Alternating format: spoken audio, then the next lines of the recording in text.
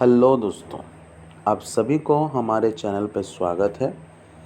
और आज हम आपके लिए एक मज़ेदार टॉपिक लेके आए हैं जिसका नाम है इन्फिनिटिव्स। तो यहाँ पे आप सभी को दिख भी रहा होगा कि उसका जो टॉपिक है वो क्या है, इन्फिनिटिव्स। तो इन्फिनिटिव्स आखिर होते क्या हैं, उसके बाद हम लोग देखेंगे कि ये कितने प्रकार के होते हैं। और सिर्फ आज हम लोग क्या करेंगे, एक ही विषय के बारे में डिस्कस करेंगे। तो आप जैसे देख पा रहे हैं कि इन्फिनिटिव, इनको कहा जाता है non finite verb. Non finite verb, ये नॉन फाइनाइट वर्ब होते हैं। वो नॉन फाइनाइट वर्ब क्यों होते हैं वो हमको देखना बहुत ज़रूरी है, वो हमको समझना बहुत ज़रूरी है। तो यहाँ पे देखिए, मैं आपको बताने जा रहा हूँ कि इन्फिनिटिव जो है वो दो प्रकार के हैं। How many kinds of infinitive? दो प्रकार के होते हैं। एक होता है टू इन्फिनिटिव, यानी कि टू लगा के कोई भी वर्ब आता है, और दूसरा होता है बेयर इन्फिनिटिव जिसमें कि टू नहीं लगता। पर आज हम लोग डिस्कस करेंगे टू इन्फिनिटिव। बेयर इन्फिनिटिव हम बाद में डिस्कस करेंगे, पर आज स्पेशली हम डिस्कस करेंगे टू इन्फिनिटिव के बारे में। तो आइए बिना देरी किए हम चलते हैं अपने वीडियो की तरफ। तो यहाँ पे देखिए एक रीड द सेंटेंसेस ये दिया गया है। तो यहाँ पे आपको दो सेंटेंसेस मिलेंगे, एक है पर्पल कलर में और एक है वायलेट कलर में और दूसरा है रेड कलर में। तो पहले वाले में हम लोग चलते हैं। They always flatter her. तो यहाँ पे देख सकते हैं कि यहाँ पे हमने कोई टू का इस्तेमाल नहीं किया है। यहाँ पे देखिए सेकंड में, they always try to flatter. यहाँ पे देख सकते हैं कि टू फ्लैटर है, पर यहाँ पे सिर्फ फ्लैटर है। तो इन दो सेंटेंसेस में डिफरेंस क्या है, या फिर हम कैसे जानेंगे कि कौन सा इन्फिनिटिव है कौन सा इन्फिनिटिव नहीं है? तो आइए हम देखते हैं।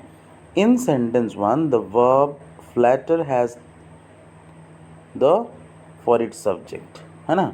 तो यहाँ पे आप लोग देख पा रहे हैं कि ये जो वर्ड फ्लैटर है ये क्या है, सिर्फ वो रेफर कर रहा है दे को, the subject they flatter her. Hence the verb flatter is limited by person and number. Okay, तो अगर हम लोग यहाँ पे जो देख रहे हैं कि ये जो वर्ब है फ्लैटर, वो क्या है, यहाँ पे स्पेशली वो लिमिटेड है क्योंकि वो पर्सन्स एंड नंबर के साथ चेंज हो सकता है। जैसे कि अगर सब्जेक्ट बदलना चाहा, तो यहाँ पे आप लोग देख सकते हैं कि सपोज़ मैं एक सेंटेंस लिख के दिखा रहा हूँ आप सभी को। ही ऑलवेज फ्लैटर्स हर। तो यहाँ पे देख सकते हैं कि मैंने एक सेंटेंस लिखा जो कि बहुत ही अच्छी मीनिंग आपको दे सकती है। तो देखिए यहाँ पे, ही ऑलवेज फ्लैटर्स हर। तो हमने पहले सेंटेंस में क्या यूज़ किया था, फ्लैटर, क्योंकि यहाँ पे प्लूरल था। बट यहाँ पे देखिए जब प्रोनाउन चेंज हो गया, जो कि सिंगुलर प्रोनाउन हो गया, वो भी थर्ड पर्सन वाला, यहाँ पे एस लग गया। तो उसी के चलते हम लोग बोल सकते हैं कि ये जो वर्ड फ्लैटर है वो क्या है, लिमिटेड है, limited to person and number. जैसे कि मान लो पर्सन अगर चेंज हो गए तो वो क्या हो जाएंगे, चेंज हो जाएंगे। और जो नंबर है, जैसे कि मैंने पिछले वीडियो में आपको बोला था कि नाउन का जो नंबर है वो है सिंगुलर एंड प्लूरल। तो यहाँ पे पहले सेंटेंस में देखिए वो प्लूरल था इसलिए एस नहीं लगा हुआ था, लेकिन यहाँ पे सिंगुलर है तो एस लगाया गया है। तो ये जो चेंजेस होते हैं इनको बोलते हैं फाइनाइट वर्ब, ये नॉन फाइनाइट नहीं होते हैं। तो आगे चलते हैं, देखते हैं कि यहाँ पे नॉन फाइनाइट होता कौन है। तो यहाँ पे सेकंड में देख सकते हैं, in sentence two, to flatter merely names the action denoted by the verb flatter and is used without any subject. It is therefore not limited by person and number as a verb that has a subject. It is therefore called an infinitive. तो यहाँ पे आप सभी समझ पा रहे हैं कि जब आप सेकंड सेंटेंस देखेंगे तो यहाँ पे देखिए ये जो सेकंड सेंटेंस है यहाँ पे है specially they always try to flatter her, है ना। तो ये जो है they always try to flatter her, तो टू फ्लैटर, ये जो टू फ्लैटर है ये यहाँ पे अगर मैं मान लो अगर लिखूँगा कि ही भी लिख लूँ सपोज़, ओके, अगर मैंने यहाँ पे ही भी रिप्लेस कर दिया, he always try to flatter, तो ये जो टू फ्लैटर है ये हमेशा रहेगा। तो इसी के लिए हम लोग क्या नहीं कह सकते कि उसको हम लोग फाइनाइट वर्ब नहीं कह सकते, बल्कि उसको नॉन फाइनाइट वर्ब जिसका नाम है इन्फिनेटिव कह सकते हैं, क्योंकि ये टू प्लस वर्ब है तो इसलिए हम लोग उसको इन्फिनेटिव कहेंगे। होप ये बात आपको समझ में आ गया होगा। तो आज हम लोग देखेंगे फिर दूसरा जो टॉपिक है वो है यूजेस ऑफ इन्फिनेटिव। यूजेस यानी कि हमको किस तरह से इन्फिनेटिव का इस्तेमाल करना चाहिए। तो यहाँ पे देख सकते हैं कि the infinitive is used as a noun, तो नाउन के जैसे हम लोग क्या करते हैं, इन्फिनेटिव को यूज़ करते हैं। जैसे कि नाउन का प्लेसेस कौन कौन से हैं, एक है सब्जेक्ट प्लेस और दूसरा है ऑब्जेक्ट प्लेस। तो हम लोग बिगिनिंग ऑफ द सेंटेंसेस में ये जो इन्फिनेटिव है उसको यूज़ कर सकते हैं, और at the end of the sentence और maybe after the verb हम लोग इसको इस्तेमाल कर सकते हैं। तो सबसे पहले देखिए as the object of a verb, यानी कि object as the subject of a verb, sorry as the subject of a verb हम लोगों को लिखना है। तो सब्जेक्ट बनाना है, सब्जेक्ट यानी कि at the beginning of the sentence हमको यूज़ करना है। तो देख सकते हैं to err is human, to find fault is easy, to steal is wrong. तो ये सारे जो हैं ये सेंटेंसेस में सबसे पहले यूज़ किए गए हैं because they are used as the subject, यहाँ पे वो सब्जेक्ट की तरह यूज़ किए गए हैं। फिर बाद में हम लोग देखेंगे सेकंड वाला जो कि as the object of a as the object of the verb. सबसे पहले हमने देखा सब्जेक्ट ऑफ द वर्ब, लेकिन अभी हम लोग देखेंगे ऑब्जेक्ट ऑफ द वर्ब हम लोग इन्फिनेटिव को यूज़ कर सकते हैं। सी लाइक्स, देखिए यहाँ पे वर्ब है टू प्ले कार्ड्स, क्या करने के लिए उसको पसंद है, she like to play cards. So likewise Peter wants to swim, तो टू स्विम यहाँ पे देख सकते हैं कि ये यानी कि वर्ब के बाद जो आ रहा है वो ऑब्जेक्ट के हिसाब से यूज़ होता है। थर्ड वाला ही wishes to succeed, to succeed जो है ये क्या है, इन्फिनेटिव है। तो ये दो पॉइंट्स आपको समझ में आ गए होंगे कि जो इन्फिनेटिव है वो सबसे पहले सब्जेक्ट की तरह यूज़ होता है, और जो ऑब्जेक्ट है वो जैसे कि वर्ब के बाद यूज़ हो सकता है, तो इन्फिनेटिव का इस्तेमाल हम लोग ऑब्जेक्ट में भी यूज़ कर सकते हैं। अभी देखिए as the complement of a verb, यानी कि वर्ब को कम्प्लीमेंट करने के लिए भी हम लोग यूज़ कर सकते हैं। Her greatest pleasure is to dance, तो यहाँ पे भी देख सकते हैं कि टू डांस का इस्तेमाल हमने यूज़ किया। What is her greatest pleasure, that is to dance. So his ambition is to act in films, तो यहाँ पे भी देख सकते हैं कि वर्ब के बाद ये क्या यूज़ हुआ है, इन्फिनेटिव यूज़ हुआ है। तो हम लोग को समझ में आना चाहिए कि how we are using it और ये कैसे कम्प्लीमेंट कर रहा है। जैसे कि देखिए her desire is to marry you, is के बाद जो है टू मैरी, तो यहाँ पे देखिए कि वर्ब के बाद जो यूज़ हुआ है तो उसको हम लोग बोल सकते हैं it is used to complement a verb. Okay, तो हम लोग इन्फिनेटिव्स के तीनों एग्जाम या फिर तीनों पॉइंट्स देख लिए। सबसे पहले सब्जेक्ट के हिसाब से यूज़ होगा, दूसरा जो है वो ऑब्जेक्ट के हिसाब से यूज़ होगा, और तीसरा जो है वो कम्प्लीमेंट ऑफ द वर्ब जैसे यूज़ होगा। तो आइए हम देखते हैं चौथा वाला पॉइंट जो है as the object of a preposition, यानी कि प्रेपोजिशन का जो ऑब्जेक्ट है उस वैसे भी वो यूज़ हो सकता है या फिर उसी प्लेस में ये यूज़ हो सकता है, यानी कि ऑब्जेक्ट ऑफ द प्रीपोजिशन के बाद यूज़ हो सकता है। तो यहाँ पे देखिए he had no choice but to resign, तो यहाँ पे बट का जो अर्थ है वो एक्सेप्ट, उसके पास कोई चारा नहीं था या फिर कोई ऐसा वे नहीं था कि वो एस्केप कर सके सिवाय रिज़ाइन करने के। तो यहाँ पे देख सकते हैं कि ये जो वर्ड है preposition, the show is about to start, about जो है वो क्या है, preposition, and then you can use to start. तो प्रेपोजिशन के बाद अगर टू प्लस वर्ब आता है, that will be known as your object of a preposition. उसके बाद देखिए एज एन ऑब्जेक्टिव कम्प्लीमेंट भी हम लोग क्या कर सकते हैं, जो पांचवा पॉइंट है यूज़ कर सकते हैं। यहाँ पे देख सकते हैं कि पांचवा point as an objective complement. तो ऑब्जेक्टिव का जो कम्प्लीमेंट है या फिर ऑब्जेक्ट को जो कम्प्लीमेंट करेगा, वैसे में भी हम लोग क्या कर सकते हैं, टू इन्फिनेटिव का इस्तेमाल कर सकते हैं। तो देखते हैं उसका जो example, we saw her leave the hall.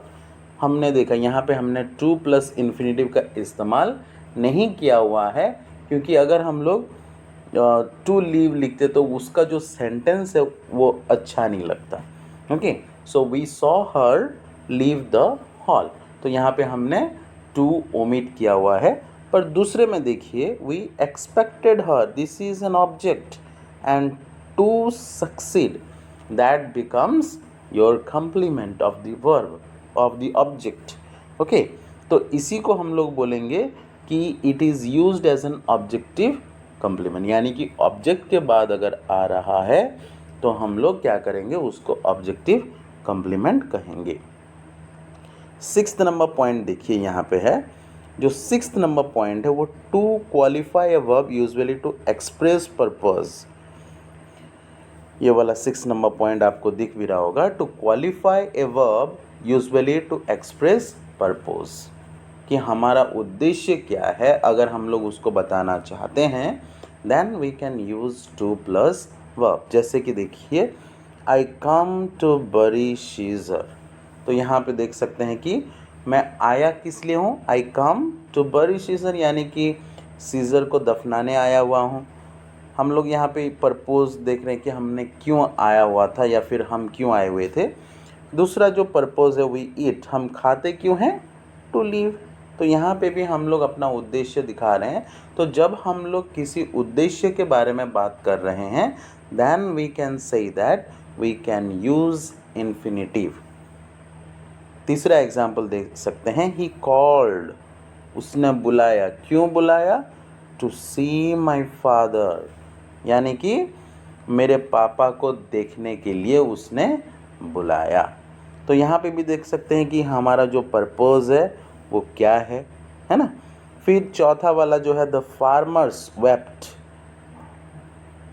तो क्यों रो रहे थे farmers, to see their crops destroyed, है ना। यहाँ पे लेकिन हम लोग क्या देख रहे हैं कि एक कॉज है, that means when the crops are destroyed, जब फसल नष्ट हो गए तभी फार्मर्स क्या कर रहे हैं, रो रहे हैं। तो इसलिए हम लोग क्या कर सकते हैं, फॉर पर्पस एंड कॉज के लिए हम लोग टू प्लस इन्फिनेटिव का इस्तेमाल कर सकते हैं या फिर टू इन्फिनेटिव का इस्तेमाल कर सकते हैं। तो सातवां जो पॉइंट है वो क्या है, टू क्वालिफाई एन एडजेक्टिव। तो हम लोग इन्फिनेटिव का इस्तेमाल एडजेक्टिव को क्वालिफाई करने में भी यूज़ करते हैं। जैसे कि देखिए, apples are good to eat, तो गुड जो है वो क्या है, good is an adjective, and after that क्या हुआ है, टू ईट का इस्तेमाल किया गया है, यानी कि टू प्लस वर्ब का इस्तेमाल किया गया है। So that shows that they qualifies the verb. दूसरा, this medicine is better to take, तो यहाँ पे बेटर क्या है, एडजेक्टिव है, उसके बाद टू टेक का इस्तेमाल किया गया है, so that is known as infinitive. To take is an infinitive, तो वो क्या कर रहा है, एडजेक्टिव को क्वालिफाई कर रहा है। तो तीसरा example, the boys are keen to learn, यहाँ पे कीन है एडजेक्टिव, टू लर्न है इन्फिनेटिव, तो यहाँ पे भी वो क्वालिफाई कर रहे हैं एडजेक्टिव को। देन अगर हम लोग चौथा वाला पॉइंट देखेंगे वो है, she is too ill to do any work, तो यहाँ पे टू इल के बारे में देख सकते हैं। फिर यहाँ पे है टू डू, तो टू जो है ये क्या है, योर एडजेक्टिव है, तो हमने उसके बाद क्या किया है, टू डू का इस्तेमाल किया हुआ है। तो हम लोग बोल सकते हैं कि इन्फिनेटिव का इस्तेमाल एडजेक्टिव को क्वालिफाई करने में भी यूज़ हो सकता है। फिर देखिए 8वां पॉइंट जो है टू क्वालिफाई ए नाउन, यानी कि नाउन के बारे में ज़्यादा बताने के लिए भी हम लोग क्या करते हैं, इन्फिनेटिव का इस्तेमाल करते हैं।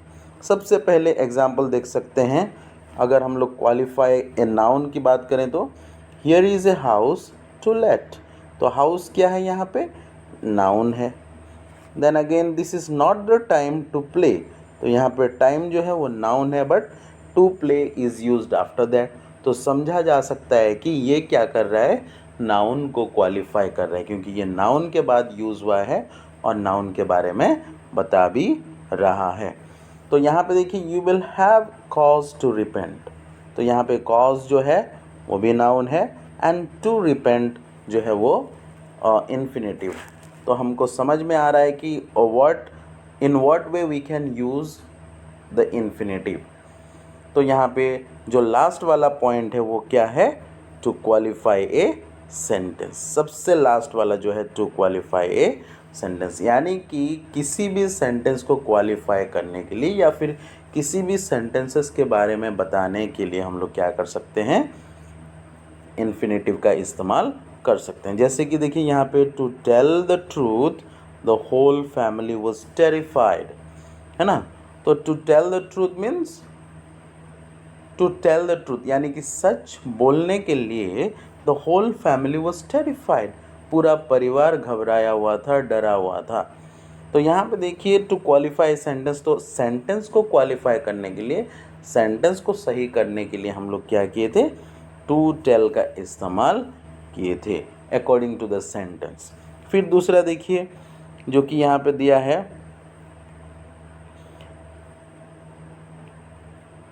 सी was stunned so to speak, वो देख के चौंक गई या फिर वो पूरा चौंक अक्का बक्का रह गई, सो टू स्पीक, तो वो कुछ नहीं बोल पाए। तो इसलिए हम लोग क्या कर सकते हैं कि ये जो इन्फिनेटिव है हम इसको 9 तरह से यूज़ कर सकते हैं। टू इन्फिनेटिव का इस्तेमाल हम लोग 9 तरह से यूज़ कर सकते हैं। जैसे कि पहला पॉइंट आप लोग देख पा रहे हैं वो क्या है, as the subject of the verb. दूसरा क्या है, as the object of the transitive verb. फिर तीसरा है as the complement of a verb. चौथा है as the object of a preposition. पांचवा है as an objective complement. Then sixth one that is to qualify a verb usually to express purpose और a cause. Then to qualify an adjective, then number 8 to qualify a noun, then number 9 to qualify a sentence। तो आप सभी भी infinitive को इसी 9 तरीके से use कर सकते हैं अपने सेंटेंसेस में। तो जो भी हमारे वीडियो को पहली बार देख रहे हैं उनसे इतनी विनती करते हैं कि प्लीज़ हमें लाइक कर दीजिए, सब्सक्राइब कर दीजिए, ताकि हम आपको ऐसे बेहतरीन चीज़ें आगे देते आएंगे या फिर देंगे। तो आप सभी से एक ही सवाल है कि ये जो टॉपिक हमने डिस्कस किया वो आपको कैसा लगा वो बताइएगा। दूसरा चीज़ ये है कि नेक्स्ट टॉपिक जो बनना है वो किस पे बनना चाहिए। तो thank you and have a great day.